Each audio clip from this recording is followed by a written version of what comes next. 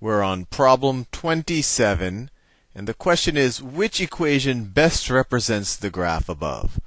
So before even looking at the choices, let's see what we could figure out about this graph. So where it's y, what's its y-intercept? So if we said that this is the equation of a line, we said y is equal to mx plus b, where m is the slope and and b is the y-intercept. It's late. I'm getting slightly muddled. So what's the y-intercept? Well, when x is equal to 0, y is equal to 0. So this is going to be equal to 0. The y-intercept is 0, right? When x is equal to 0, y is equal to 0. So the y-intercept is 0. So we know that this has a form y is equal to mx, where m is the slope. Now let's figure out the slope. Slope is equal to change in y for given change in x, or change in y over change in x. So when we increase x by 1, how much are we increase or decrease y by? Well, then y increases by 2, right? So we could say that equals y changes by 2, by plus 2, when x changes by plus 1. So we get the slope is equal to 2. So the equation of this line is y is equal to 2x, which is choice B. Choice B. Next problem. Which point lies on the line defined by 3x plus 6y is equal to 2? Well, the best thing to do is just probably just substitute these numbers in for x and y and see which one works. So here x is 0, y is 2. So let's see. 3 times 0 plus 6 times 2 is equal to 0 plus 12. It doesn't equal 2, it equals 12. So it's not equal to, this one doesn't work. Right, I'm just taking 3 times x plus 6 times y and seeing what it equals. In this case, we have 3 times 0 plus 6 times y plus 6 times 6. Well, that's 0 plus 36. That doesn't equal 2. It can't be that choice. This one, we have 3, right? This 3 times 1 plus 6 times this y. 6 times minus 1/6. So let's see what it is. That's 3. That's equal to 3. And then 6 times 1/6 is 1, but we have a negative out there, so it's minus 1. So that is equal to 2.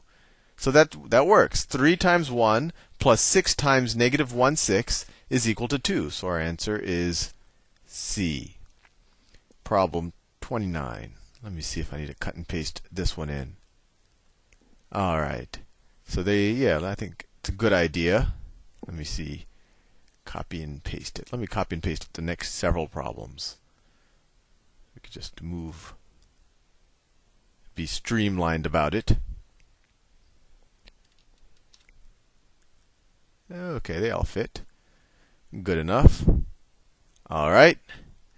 What is the equation of the line that has slope of 4 and passes through the point 3, minus 10? So if the slope is 4, we know that the line, so if just rewrite it in slope y-intercept form again, mx plus b. They're telling us that the slope is 4, right? So we know the equation of the line is y is equal to 4x plus the y-intercept.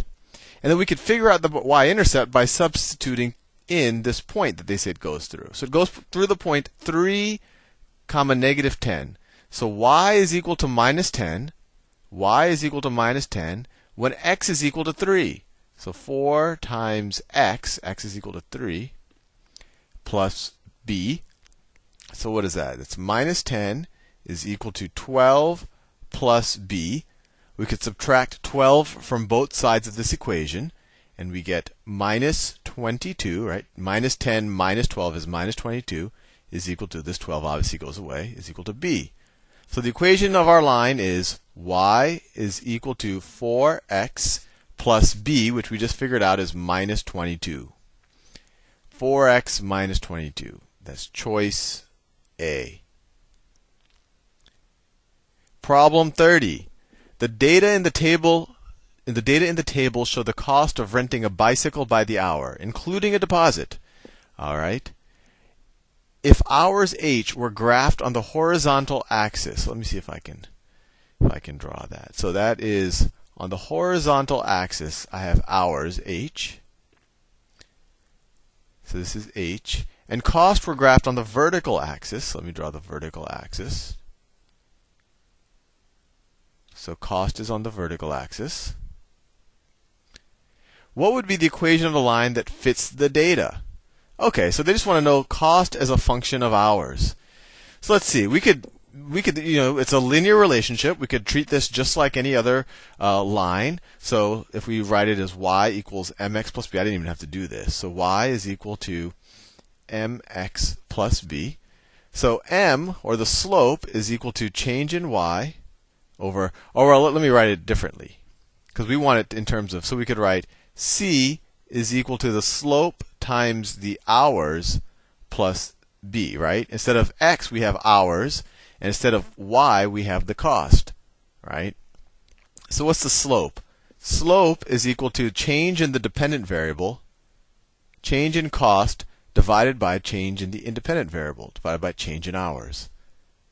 So let's see.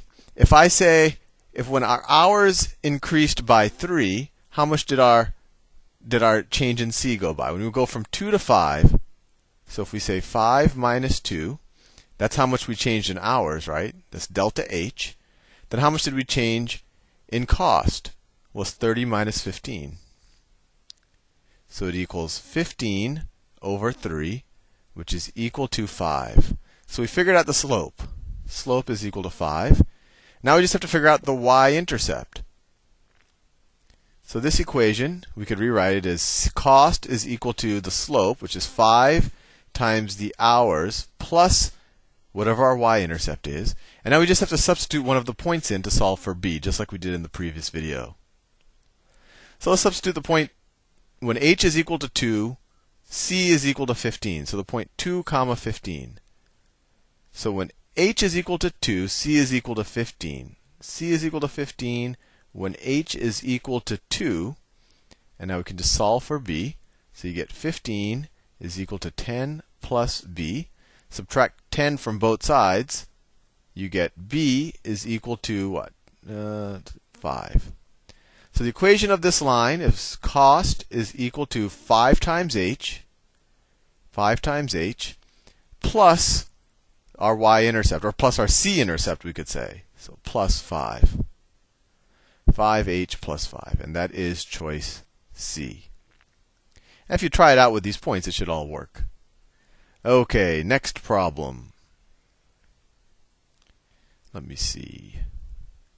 I think this cutting and pasting works out well. I think I have time for at least 2 more. Okay, let me clear this. Clear this one right here. And let me paste it in. Okay, it says, some ordered pairs for a linear function of x are given in the table below. Okay, it's kind of like the last one. Which of the following equations was used to generate the table above?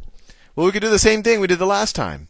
We could say, okay, this is going to have some relation, y is equal to mx plus b. It's going to be a line, and this is the slope y-intercept form. And they tell us it's a linear function. So that's why we can immediately say, oh, it's going to be a line. There's no x squared or anything like that.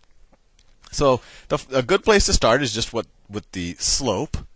So slope is equal to change in y over change in x. So let's see, when x goes from 1 to 3, what does y go for? It goes from 1 to 7, right? So change in x is equal to 3 minus 1, or just 2, right? And what's change in y? 7 minus 1. So that is equal to 6 over, oh no, sorry, change in x was 3 minus 1. Sorry about that. 3 minus 1, so it's 6 over 2. All right, when x changes by 2, right, that's this 2, change in x, y changes by 6, change in y. So the slope is 3. So the equation of our line is going to be y is equal to 3x plus some y-intercept. And now we could substitute some points in. Let's substitute this one. This 1, 1 seems easy. So y is equal to 1 when x is equal to 1. All right. So we get 1 is equal to 3 plus b. Subtract 3 from both sides of this equation, and we get what? 1 minus 3 is minus 2, is equal to, obviously this disappears, 3 minus 3. So b is equal to minus 2. So the equation of our line, we have a slope of 3 and a y-intercept of minus 2. The equation is going to be y is equal to 3x plus b. Well, b is minus 2, so minus 2. And that is choice C. Choice C. 32. The equation of line L is 6x plus 5y equals 3, and the equation of line Q is 5x minus 6y is equal to 0. Which of the statements about the two lines are true? Okay, let's see. They have the same y-intercept. They're parallel. They have the same x-intercept. Lines L and Q are perpendicular. So, well, I'll tell you how you can identify perpendicular lines. They have the negative inverse of each other's slope. But I don't know if that's going to come into play yet. I always find it easier to look at these lines in kind of the slope y-intercept form. So let's do that. So line L can be 6x plus 5y is equal to 3. So if we were to subtract 6x from both sides, you get 5y is equal to minus 6x plus 3. And then you divide both sides by 5, and you get y is equal to minus 6/5 x plus 3/5. So this is line L right here. And I'll do line Q in a different color. So Q is 5x minus 6y is equal to 0. Let's subtract 5x from both sides. You get minus 6y is equal to minus 5x. If you divide both sides by negative 6, you get y is equal to minus 5 divided by negative 6. It's 5/6 x. So look at it. Well, it actually looks like D comes into play, because the slope of this one is minus 6/5. That's the slope of line L. The slope of line Q is the inverse of that made negative. And that's at this point, it's a good thing to memorize. I haven't proven it to you yet. But when you want if you want a line that has a slope perpendicular to this one, or a line that is perpendicular to this one, will have a negative inverse slope. So the inverse of this is minus 5/6, and the negative inverse is plus 5/6. So this is the negative inverse of that. So these lines are actually perpendicular. So that is D. See you in the next video.